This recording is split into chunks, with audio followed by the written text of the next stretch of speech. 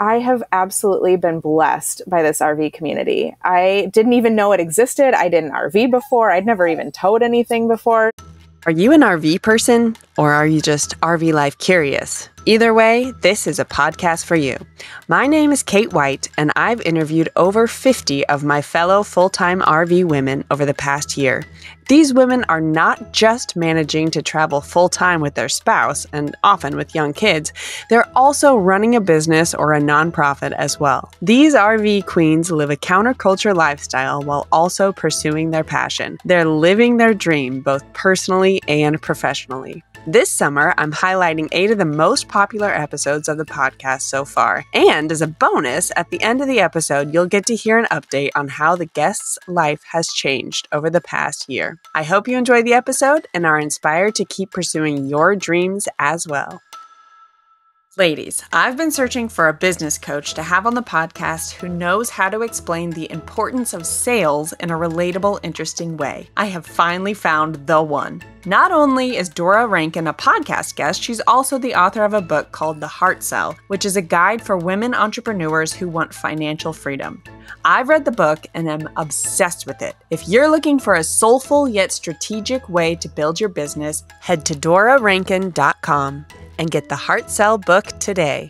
All right, friends, let's get real for a sec. Cleaning every part of your RV, including the nasty bits, is a big part of RV life. We use wastewater products for our camper from Unique Camping and Marine that are the best. They have a 2-in-1 toilet cleaner and black tank treatment called Flush It. That is freaking brilliant. Find these and many other useful RV products at uniquecampingmarine.com and use code RVQueens for 15% off your order.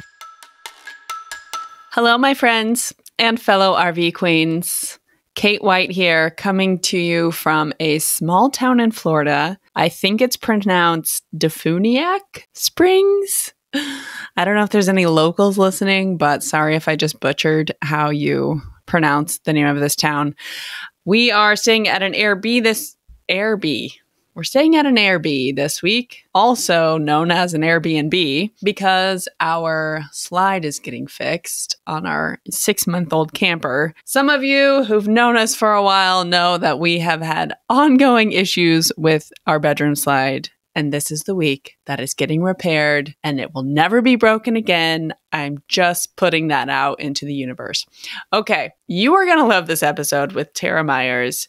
She is the woman behind World Share Family, which is a nonprofit. She also carries a full-time job with Target as an event manager. She also hosts an Airbnb. She also, what else? Used to be a figure skater, a professional figure skater. Like, the can-do spirit of this woman is infectious. I do want to give a little bit of a technical forewarning because there was a dog whining for a few minutes of Tara speaking. I left it in the episode because I really want you to hear what she's saying. The dog's name is Mickey Mouse, though, so hopefully we can just come into this episode with a little bit of forgiveness and grace because Tara's awesome and because the dog's name is Mickey Mouse. Okay. I really love this conversation and I think you're going to be inspired to take it up a notch in your life, people, because Tara is a Wonder Woman and I think it's going to just beckon your inner Wonder Woman whenever you listen to her speak. Let's get into it. Hello, Tara, and welcome to the RV Queens podcast. How are you today? Aw, thanks, Kate. It's exciting to be here. Thanks for having me. You're welcome. I'm really excited to chat with you today. Can you tell us, to start, where are you in the world at this time? I am in just outside of Orlando, Florida, in Claremont. Hanging out at Thousand Trails Orlando, otherwise known as TTO in the space. So loving it. There's a lot of people here that we know, so it's been fun. It's a popular spot. And that's where we met. I think I first met you on that women's fireside chat night, which was super fun. Totally. Yeah, it's a good place for connection. Okay, here's where I want to start this podcast. You know I have to start here. Disney on Ice. You have to tell this story. How did this happen for you? Oh, man. Well, so I'm just, it's like, so it's still very surreal for me, but I was a figure skater growing up and I was, competing, but like nothing crazy serious. So I just really enjoyed the sport of it and I really enjoyed performing. And I have an older brother, actually. I don't even know if you know this, but he's 7 years older than I am. And he was a figure skater. And a very successful competitive figure skater. And he eventually went and toured with Disney on Ice. And everything he did, I wanted to do and be just like him. So naturally, that was like the next step that I wanted to take too. So I knew from a really young age that was the path that I wanted to go with skating. And I auditioned and sent in, at that time you had to send in a VHS tape. So I'm dating myself a little bit, but yes. Totally had to send that in. And I ended up getting a phone call from the casting director my senior year of high school. So they had a spot for me and said, can you be here in 2 weeks? And they flew me out to New York. I had enough credits to graduate high school early. I packed my bags and I was on the road joining the show. The next day I was a quick study and then was in the show. So it is like a whirlwind, but like totally, when you have a dream as a kid and then get to realize it was like every bit as magical as I could have ever expected. Oh my gosh. So moral of the story for all the high school kids listening, just get all your credits in as early as possible in case Disney calls and you need to answer and fly to New York, right? You never know, right? Like I had a passport. Okay. So going from Minnesota, all of a sudden, bam, New York, working for Disney on Ice, traveling around. Did you kind of have an idea of what the lifestyle was going to be like? I'm assuming because your brother had lived it before you. Yeah, it was interesting. I was able to like get a sneak peek because of my older brother. It's definitely like you are just thrown into it. There's nobody there to babysit you. Like you are an adult at that point and have a full-time job. And I, packed my bags and had to learn how to live out of 2 giant suitcases. And we would travel to a new city every single week. We would be in a city for 1 week, perform generally like 10 to 12 shows, and then be on a bus or a plane to the next city. And so you just have to grow up really fast and adapt to traveling with all modes of transportation, getting yourself, to the arena on time and, making sure that you're ready to go. So it was, I knew what to expect to some degree, but then also like learned a ton and grew up really, really fast. Oh my gosh, I can't imagine. So I just connected some dots in my mind here. Do you think that traveling lifestyle prepared you for RV life, or did it put that travel bug inside of you that eventually turned into doing, traveling full time with your family? Yeah, it's so interesting that like looking back to find myself living full time in an RV and traveling with my family. I never like planned on that whatsoever, but it's always just been a big part of my life. So after I got done, so I toured with Disney for about 4 years.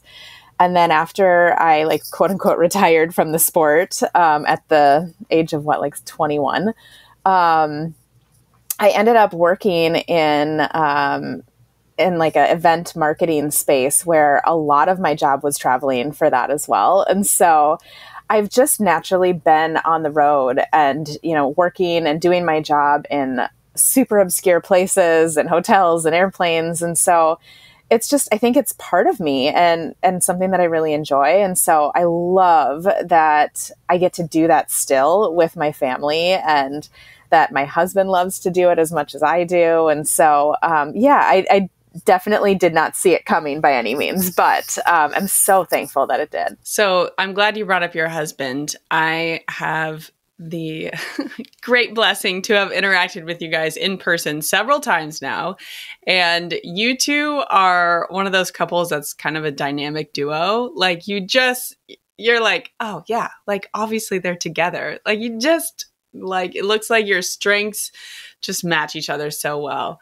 Where in this journey between Disney on Ice and then the event marketing, where did you meet Joe? Funny story on that. We actually met doing an event. I hired him. So we joke about it as like, long-term contract, Nice. Duties as unassigned. So yeah, I was doing an event at, his college campus and needed to hire somebody to like be my like person on the ground. And we hit it off and just really connected really well. We worked really well together, stayed in touch, and then eventually like dated long distance, and he moved to Minnesota, and like we do really complement each other well. And we both are, like up for anything and love to just explore and try things and meet people. And so equally yoked, I guess, is what we've been described as, is just like, we can complement each other really well.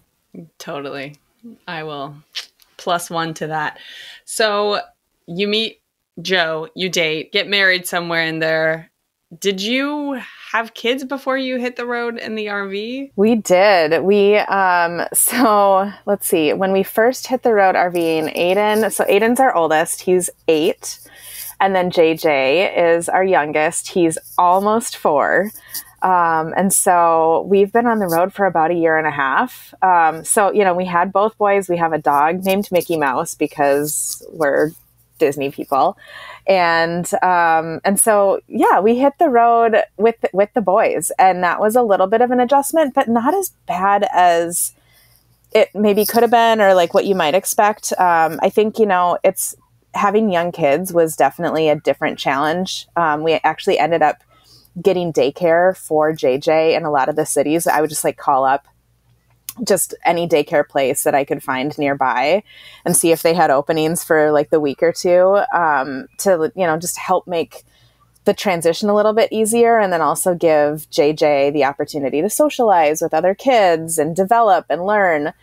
So that was really fascinating, just to like explore other places and care in, all sorts of different types of communities. Some were great, some were not so great, but it was a really cool learning experience. And then for Aiden, a lot of his schooling had been done, remote anyways because of COVID. And so he really didn't have like your traditional in-school experience to feel like we were like ripping him from. So the transition actually wasn't that bad. And the kids really like it. And it's definitely getting easier now that they're a little bit older, I will say. Yeah. The more independent they become, the easier it is. Like, not having to tie everyone's shoes and get everyone dressed and all the little kid hand holding things. So you had to travel for work. And is that kind of the genesis of why you guys started traveling in the RV? We just thought, let's just take the family on the road instead of mom traveling all over the country by herself. It's funny. You would think that, but we actually, the RV was a little bit of a fluke for us. Honestly, it's interesting. Our path is a little different than like a lot of the RVers that I meet on the road. And so, it's just fun to hear everyone's stories. So I love that you're highlighting it. For us, we actually had started a organization called World Share back in, I think it was around 2018. And essentially what we found is that we like to volunteer and serve as a family.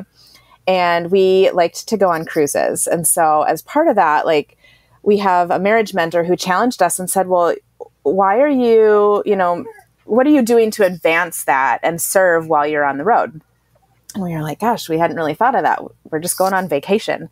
And so we thought, well, that's interesting. What if we arranged a service experience or a serviced excursion for people who are on our cruise ship? And so we did, and we launched in January of 2020. And it was fantastic. We actually had a ton of people that signed up, and we were able to do this like really amazing experience to serve kids at an orphanage in Antigua. And so I was really excited about like what this could be and how we could, continue to do that. And then the world kind of shut down and the cruise industry shut down. And so we were just kind of reevaluating, what does that look like for us? And my boss actually was really encouraging and said, why don't you explore like renting an RV and going that way? My job was remote. We were like, that's interesting. Like, didn't really think that was an option to do with a corporate job too. So she was really supportive. And so we actually did the math and thought, well, it's better for us to buy an RV than to rent one for as long as we would want. And if we don't like it, we'll just sell it. And that was intended to be a 7-week trip. And we're now a year and a half, almost 2 years in, and still going. And, we didn't plan on living full time and traveling full time, but it has been so phenomenal that like, we don't want to stop. Your story is so unique, obviously, for like many reasons, but something after I've been talking with, a lot of other RV women, something that really stands out to me is that you didn't really head towards RV life because there was something lacking in your life already. A lot of people I talk to are like, I was in like the corporate hamster wheel and I just wanted the slow life.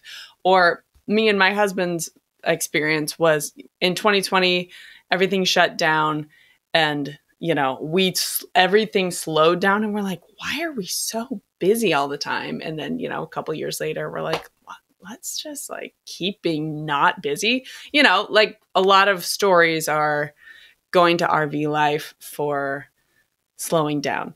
You guys seem to just, it just kind of like fit with the momentum you were already having with your career as an event manager, and then also a nonprofit you started. What the heck? You are like fascinating. And your love of travel and you and your husband's personalities of you're easygoing, but you're also ambitious enough to be like, yeah, obviously we'll figure it out on the road. Would you say I'm describing it accurately? That's totally us. I think we don't know how to slow down, both of us, and so it's like, it's unique, right? Like we weren't like running away from anything. We weren't seeking a change necessarily. We just had this passion and this desire, and we felt like this calling to go and serve and like do good.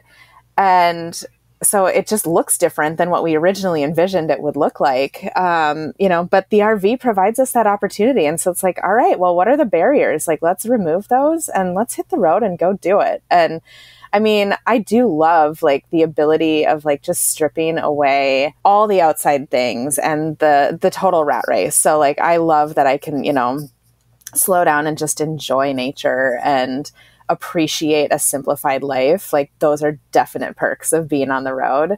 But it wasn't necessarily like the driving force either. So yeah, it is unique and always fun to hear people's stories of like what drove them, because I know that we're a little bit different in that. In addition to everything else and how unique your life is, you guys came up with a creative solution for funding your travels. I don't know if it's fully or partially, but you make money and you turned your home into an Airbnb. Totally. I know. It's so like, okay, people think we're crazy for this, and I would have too. I totally would have judged myself like, a year and a half ago.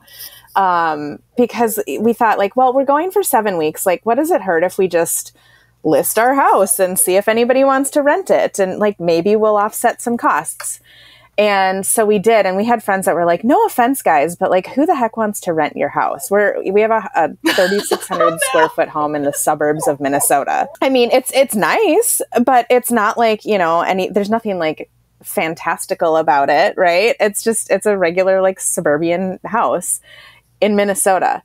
And so we thought, well, what the heck, we'll try it. We were booked solid for 7 weeks. And so it completely offsets the cost of us traveling. And so it affords us the ability to stay on the road.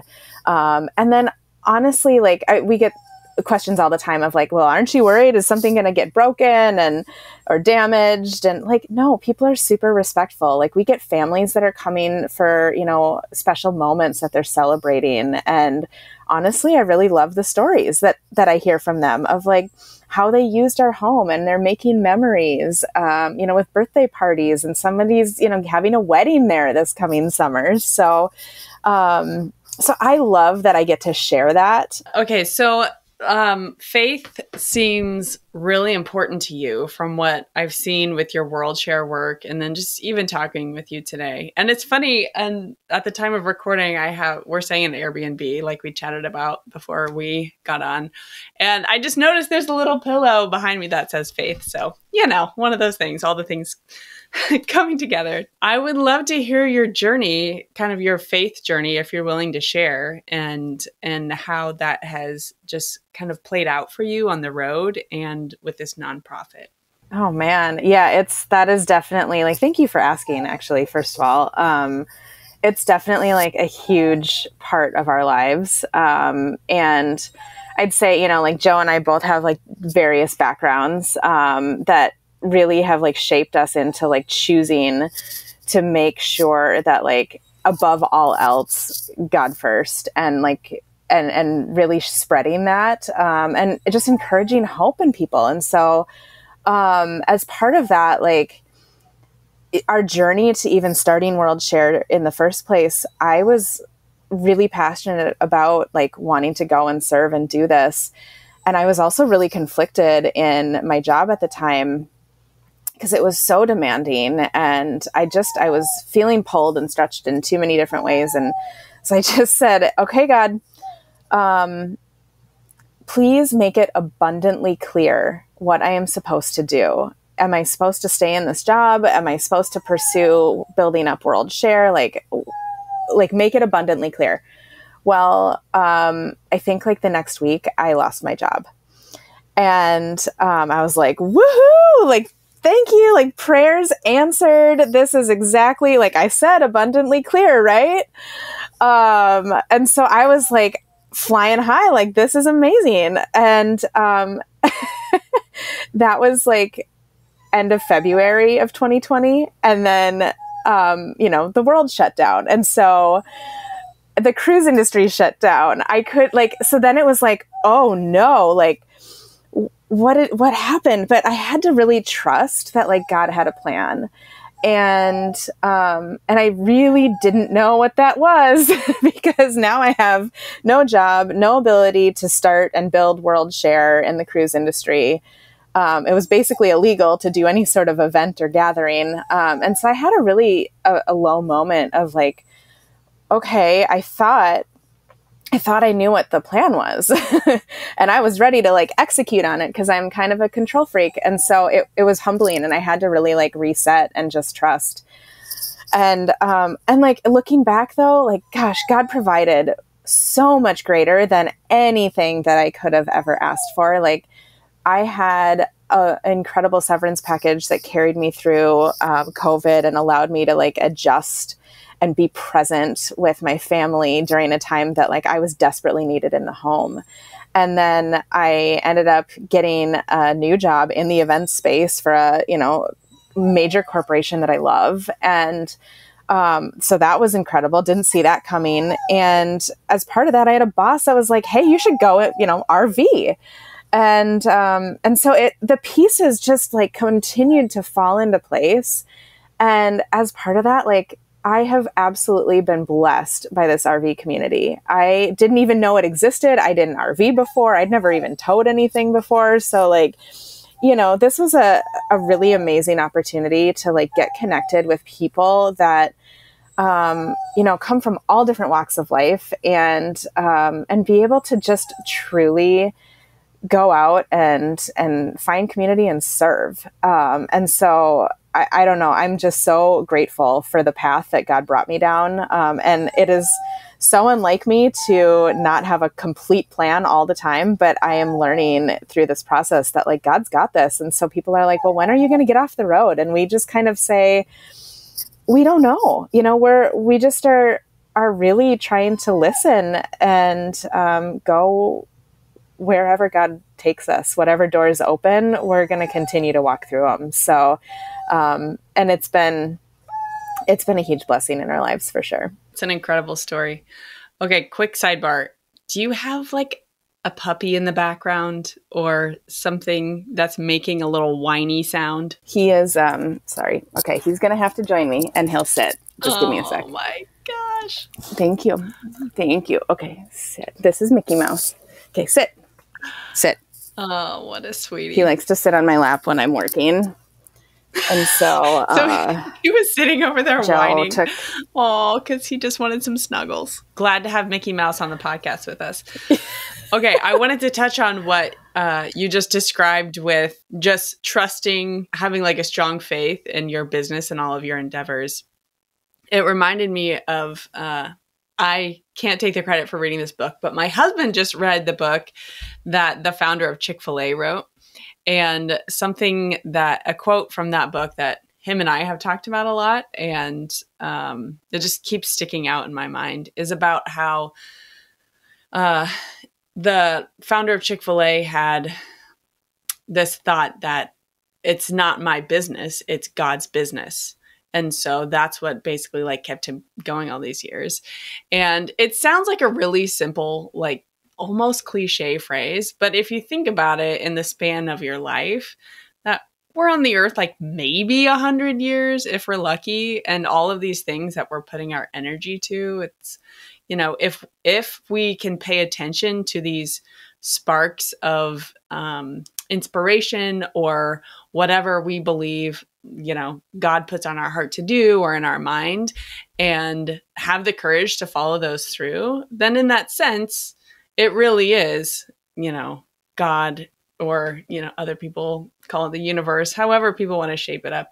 It's really the hand of the divine that's at work through you in the world, you know, because we're only here a limited time, but that work continues before and after we're on the earth. Yeah, I will have to read that book. I haven't. But I think that's like my philosophy too with, like, it's not my business, it's yours, God, right? Like, I feel that way in our home too, like with the Airbnb stuff where, you know, people are like, aren't you worried about your stuff? Well, it's not my stuff anyways, really. And it's just stuff, right? And so I think about our house as like a tool to bless somebody, you know? And so when you flip it like that and go, okay, like, God, use me, use my house, use, you know, the way that we talk about it with World Share is our time, talents, and treasures for good. So, you know, you can leverage all of those things together or whatever that looks like. But there's so much good that if you kind of let go, and then, I mean, it is so cliche, but let God handle it. It's amazing what you can do and how you can, you know, connect with people and impact the world. And it can be so simple, you know, just with that little flip of like letting go, and you get so much more in return, I think. Thanks for going there with me in this podcast. You can't just like go that deep with everyone, but I felt comfortable sharing that with you. So thank you. Oh, totally. Okay. Something I know we want to talk about today is highlighting your World Share impact boxes. Tell us what you have coming up. Yeah, I'm so excited. So we have been so essentially what we did, we have these things that we call impact kits, and they are a big part of how we operate World Share. And so as we pivoted to the RV space, we were doing like these events in every town that we visited. And it was wonderful, but it was really tough to scale and to be able to make it accessible for everyone. And that's a big part of what we do, is we want to make serving simple. And so I kind of came up with the idea of like, well, what if we created something that applies in every city? And so that's where the notion of these impact kits was born. And so they're essentially like these little 6-inch by 6-inch booklets that we created, and they contain like messages of hope and encouragement from a Super Bowl champion. And there's resources and coloring pages and all sorts of cool stuff. And then there's like crayons and a healthy snack, and that all gets put in a little plastic bag with a sticker on it. And then we give them out to kids in underserved communities primarily on our travels. And there's a ton of different ways that we can do it, but we just make it super simple. So like, you know, we keep some in the car because, you know, there's those moments when you're driving and you see a family that's homeless sitting on the side of the road. And how many times have you driven by going like, I don't have anything to give them, or like, you know, how can I help? Well, this is super easy, and you can hand it to them and like sit and have a conversation if you want. Or you can, drop them off at a Boys and Girls Club or a YMCA or daycare center.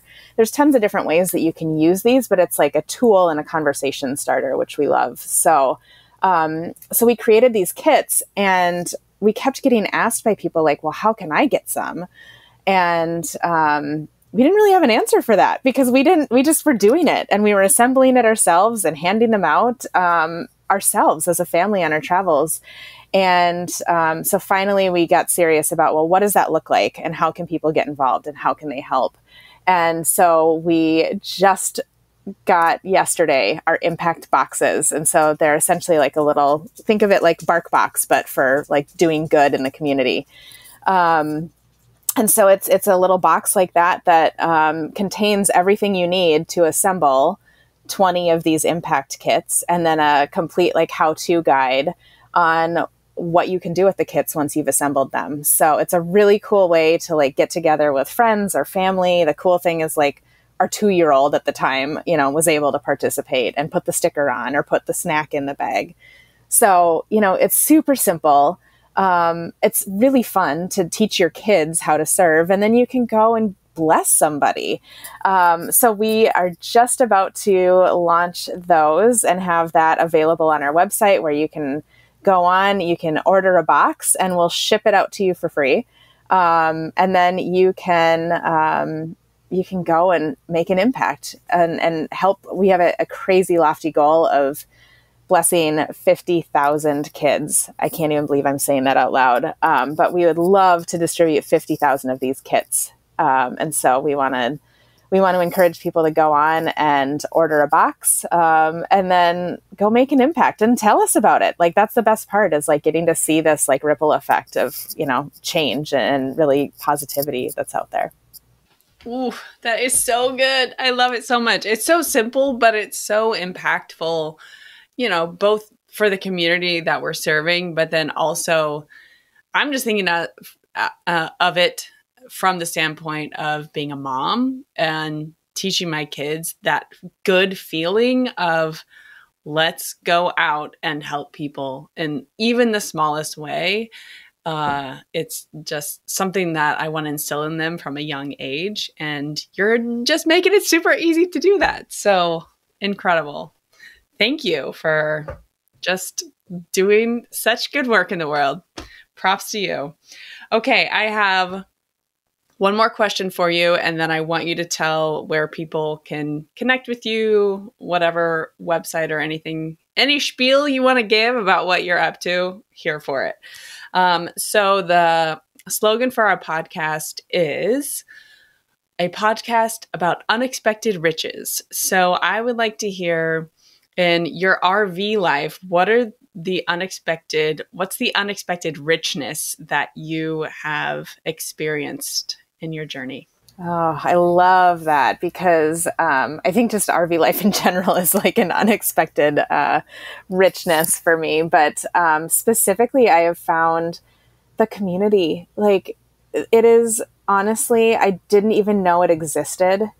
And I didn't know that you could actually make friends, like actual friends, in this nomadic lifestyle. And yet it's amazing. Like, I love the amount of people that we have gotten to know, and that I genuinely will call friend, and that I feel like I can go visit them. And I would love for them to visit me someday. Like, maybe if we're ever off the road, I don't know what that looks like, but to meet up even, and to be able to like pick up where you left off, is just so fulfilling. And then a bonus on top of that is like this heart for service. Like, there are people from so many different backgrounds, and with different travel styles and priorities and, ways of raising their family. And we can all come together to like do good and share that common bond is like beyond my wildest dreams. So I am just feeling so incredibly blessed to be a part of the community, and like just have this hidden gem of like all these amazing people. I feel like I'm, like giving a Miss America speech or something, but like, I genuinely, like, my life is so much better because of this community. And the Academy, I would like to thank. I'll get all sentimental and emotional. I love it. Oh, so good. Thank you for sharing. It has been such an honor to meet you in person and then also to chat with you today, Tara. You're one of those people, like, I thought I was an ambitious person, and then I meet you and I'm like, well, nope. If she can do it, I need to step up my game a little bit. Don't worry. Like I rest. Tell us where we can connect with you and World Share on the interwebs. I love it. So our primary social account is Instagram. We are at worldshare.family. Fair warning on that. Joe, my husband, is the one who manages most of it. So if you are messaging, just be aware that you're probably not talking to me. You are talking to him. That's a surprise to a lot of people. So I feel like I need to tell them. Not to say that I won't respond, but he will see it first and handle it. And then, so that's our primary Instagram account. You can also find us at world-share.org. Go check it out. That's where you can also purchase this impact box, and we'll get that shipped out. Those are our primary ones. And then on a more like personal basis, I'm, working through Instagram on at the front porch moments for any Airbnb and travel related updates. And that's where eventually you'll get to see some tips and tricks there too. Thank you so much for being here today. I really enjoyed this conversation. It just made my soul really happy. and I know the listeners are going to feel the same way. So thank you, Tara. I really appreciate you. Oh, I'm so glad I met you at that fire. Thanks for having me on here. It's just been so great to get to know you. And I am so excited to hear all the fun stories you get to share about this amazing, amazing RV community. So thank you for pouring into this. You're welcome. I will see you on the road. Hey, Kate and friends. It's been an incredible year since I last joined you on this podcast. We are still traveling full-time in the RV and loving it. I took a big leap of faith and left my corporate dream job to focus entirely on my nonprofit, WorldShare. And we've made some pretty incredible strides over the past year. Our monthly Impact Maker team now reaches out to 2,000 people every single month. We've hosted 4 large service events in California, Florida, Georgia, and one coming up in Michigan. We've coordinated 2 group service excursions on cruise ships, and we have 2 more planned for November and January. And I am so thrilled to announce the upcoming launch of our Impact Makers quarterly subscription box, which is designed to make volunteering super simple and fun for the whole family all year round. Be sure to join our waitlist now to become a founding member and receive a special discounted rate. You can visit world-share.org/impactbox to sign up and be part of this exciting journey. It's been so great to be a part of RV Queens and this amazing community. Let's go make a difference together. All right, my friends. Thank you so much for tuning in to today's episode and for being my favorite part of RV life. If you could please like and subscribe on whatever platform you're listening on, that would be awesome. And listen, if you want to have conversations like I had on this episode with your fellow RV women, head to rvqueenspodcast.com/community and choose your RV Queen circle today. All right, guys, I'll see you next week, or hopefully I will see you on the road. Glad to have Mickey Mouse on the podcast with us.